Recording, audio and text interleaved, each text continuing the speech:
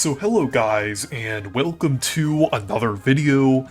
And recently, a certain YouTuber made a video about Mario Party Jamboree's roster. I'm not going to say who it is, but you probably know who I'm talking about. And also, I have nothing against this person, I'm sure their content is great, but I heavily disagree with their stance on why the Super Mario Party Jamboree roster is disappointing. The one thing that I do agree with is the fact that it is kind of boring in the first place. So while it is the biggest roster in the series, it mostly consists of the same mainstays that we're used to. Like, almost all of the characters, except for a few, are returning from Super Mario Party.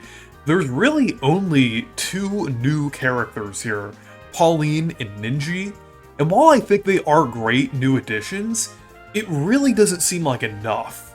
Since this is going to be the ultimate Mario Party game, it would seem more interesting if they had like so many characters from across the Mario franchise to play as. I mean, it does kind of make sense to have like most of the existing Mario Party characters for the ultimate Mario Party, but it just would be great to play as like some new ones as well, other than Pauline and Ninji. That is really the bare minimum here.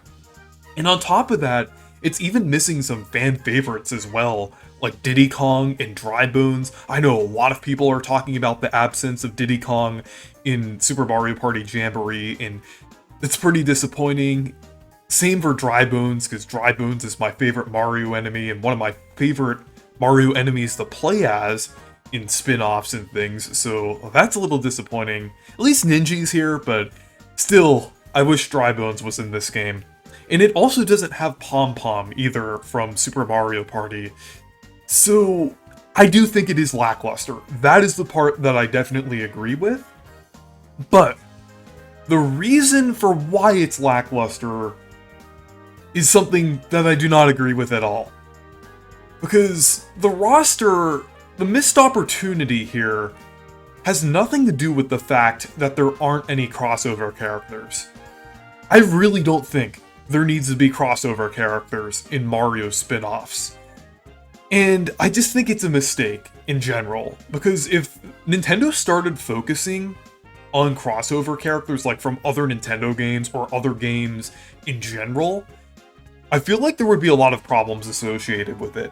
Like, so many fan-favorite Mario characters, like Shy Guy, Toadette, Petey Piranha, maybe even Birdo, or even Pauline, would likely have no chance of returning. And since rosters are fairly limited, the extent of the Mario part of the roster would probably only be comparable to Mario Party Superstars roster, like that very small selection that we got. That's likely what would be the extent of the Mario part of the roster if they were going to add characters from other Nintendo games into Mario Party. There would likely be like 12 Mario characters, and the other 12 would be just like other crossover characters. So there really wouldn't be that much to like the well, I guess if they handle it like Mario Kart 8, I guess there would be like, let's look at this roster. If it's like 22 characters and like maybe 5 of them are crossover characters, that's still like only 17 Mario characters. That's definitely kind of lackluster compared to the previous rosters. Even though it's a little better than Superstars, that still would basically only cover the bare minimum of Mario characters. And there also really wouldn't be a chance for characters from other parts of the universe to be added to the roster. And this is basically my main reason why I don't think they should focus on crossover characters. And I'll get into my thoughts on that in a little bit, but just keep that in mind. And another thing that was mentioned in the video is the fact that Mario Kart 8 had crossover characters. So that should mean the other Mario spin-offs should have crossover characters. And I don't really think that's a good example at all, because Mario Kart 8 was notorious for having a lackluster roster. it had so many clone characters, and the crossover characters basically felt like replacements for actual Mario characters. It took until the Booster Course Pass for this game to have a roster on the level of Mario Kart Wii. Like, up until the Booster Course Pass, we were missing characters like Petey Piranha, Birdo, Funky Kong, Wiggler. They were all missing. And Bowser Jr. wasn't even in the Wii U version of the game. So, I don't think that's a good example at all. Like, honestly, Mario Kart 8 is an example of why Mario spin-offs shouldn't focus on crossover characters and why that's a bad idea. So, that is really kind of going in the other direction here and showing, like, why it's not necessarily the best thing for Mario spin-offs to do, because they would likely replace a lot of fan-favorite characters, like I mentioned. And another game used as an example in the video was Smash Bros, which is a bit confusing. Smash Bros is a completely separate series, and I don't know why that game having a huge roster should mean that the Mario spin-offs should. Because being a huge crossover is the entire point of Smash. Not really for Mario spin-offs. Like, that is a separate series, that is its own thing. So I don't know why that should really dictate how Mario spin-offs should be.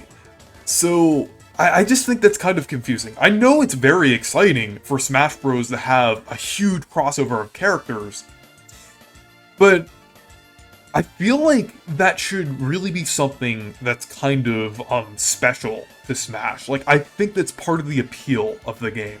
I'm not saying that there shouldn't be crossovers in general, but I feel like it would take away from, like, the excitement of Smash Bros. If they added, like, more crossover characters and things into the Mario spin-offs or other games.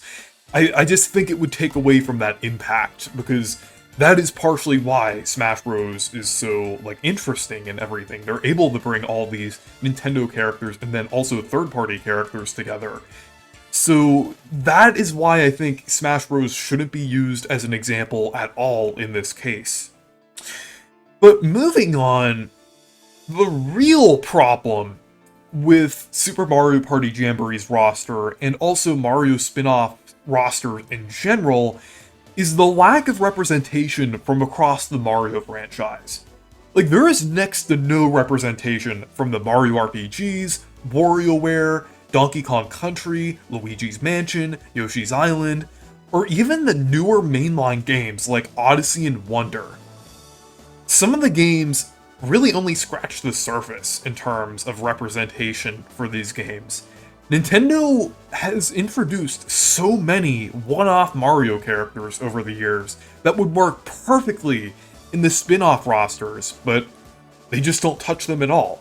They would rather have the same basic set of 12 to 20 characters that they do in basically every game, rather than bringing back any of these characters. So, the one baffling thing about this is the fact that not even recent mainline titles are represented. Sure, Pauline may be Nintendo's answer to Odyssey representation, but she didn't even originate from that game. She originated in the original Donkey Kong. She is quite literally one of the oldest Mario characters ever. And it's just so disappointing that they basically kind of skipped over this game, since Odyssey is one of the most creative Mario games of all time. There's so many characters in that game that would be interesting to play as in a roster like Mario Party or Mario Kart. Characters like Cappy, the Toasteranians, Chivarians, like, all of those characters would be really cool to see. And it's just disappointing that they haven't been utilized. And another thing is Super Mario Bros. Wonder. I know that game released recently, but it still is concerning, considering Nintendo's history of neglecting Odyssey. Wonder should really get some representation too, with characters like Florian, the Poplins, or even the Talking Flowers. I think that would be a funny gimmick character to see the Talking Flower hopping around in like a flower pot or something. That would be really cool, and that would actually be a creative addition. So any of these characters from the recent mainline titles would be really nice to see. Even like from older mainline titles as well, like Super Mario Sunshine, it would be really cool to see like the Piantas or the Nokis be playable characters. Or Super Mario Galaxy, there's a ton of characters from that game. I know they at least use Rosalina, which is nice, but there's also a lot of characters that were basically neglected, like Lubba. It would be really cool seeing Lubba playable in Super Mario Party Jamboree or any of the other modern Mario spin-offs. So it's just kind of disappointing that Nintendo has really been neglecting their like mainline pool of characters. In another part of the franchise that I really think should get representation as well is the RPGs. And I know what some of you are thinking, that's really unlikely. If they're not even pulling from like mainline characters, why would they do the RPGs? But I really think they should. Like, they should pull from both the mainline games and the Mario RPGs.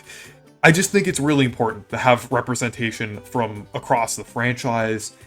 And over the years, Intelligent Systems and Alpha Dream have created dozens, if not hundreds, of original characters that are often forgotten about nowadays. And now would be the perfect time to add them in due to the recent resurgence of the Mario RPGs, with Brothership being released in a couple months, and the remakes of Super Mario RPG and Thousand Year Door releasing recently. So it would be a great way to kind of tie into those games. And characters like Geno, Mallow, Vivian, Lady Bo, Boffle, Popple, Starlo, and even new characters like Connie or Olivia would be really great picks as well. I know for characters like Geno or Mallow from Super Mario RPG, they are owned by Square Enix, but I don't think that's necessarily much of a problem for Nintendo nowadays, especially since they have a good relationship with Square Enix. And they also have those models available from Super Mario RPG that is already in the style of some of their spin-offs, so I don't see why that would be so out of the question for Geno or Mallow to be added to a spin-off. But I think that's a discussion for another day about how the Super Mario RPG characters could be added to spin-offs, but yeah, I don't know. It's complicated, but I don't think it's too big of an issue. And this would also be a great way to promote these games while making the characters more relevant as well. And I know some people have said in the past that adding characters from the Mario RPGs would be weird because they're too obscure, but honestly, you could make that argument for like characters in Smash. Why would they add Ness and Lucas to Smash? Like, the Mother series is pretty obscure. I mean, it's such a ridiculous argument to make because, like, part of the reason why some of these characters are added is because they could get more attention or they have an important history. So I just think it would be a great way to promote these games. Like, someone could see Geno in Mario Party and think like, oh, that's an interesting character, I wonder where he's from, and then they could find out about Super Mario RPG and that game could sell even more. Or they could find out about Vivian and then find out about Paper Mario the Thousand Year Door. I just think it would work out really well. So yeah, that's really why I think Mario spin-offs shouldn't focus on crossover characters. And it's really because these types of characters wouldn't really be possible. And with crossover characters, sure, it would be great for some people, but for so many Mario fans, it would feel alienating because there would be much less focus on Mario. And not every multiplayer game on the Switch has to be like Smash. I know Smash fans really want everything to be like a crossover, but if Nintendo wants to make a crossover kart racer or party game, that's fine. But I don't think it should be attached to Mario. I think it should be a completely different series, developed by a different studio, completely separate from the Mario franchise. I mean, yeah, it would have Mario representation in it, but just something separate from Mario Party and Mario Kart. I'm also not against these crossover characters happening, if they would at least add more interesting Mario characters first.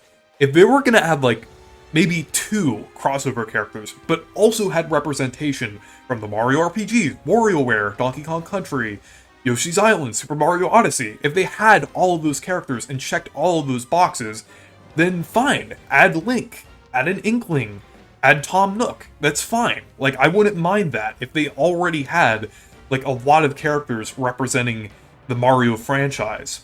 But yeah, that's basically my thoughts on everything. And just overall, with Super Mario Party Jamboree, I am really excited about that game. Even though I did say the roster was kind of lackluster, I don't think it's necessarily bad. I just think there should be more interesting picks and additions from throughout the franchise, not just the basic roster we have. And I really don't think they should dive into the crossover characters for Mario Party. But yeah, anyways, thank you guys for watching this video. Make sure to leave a like and subscribe for more, and make sure to check out my Discord server and Twitter if you want to. Goodbye.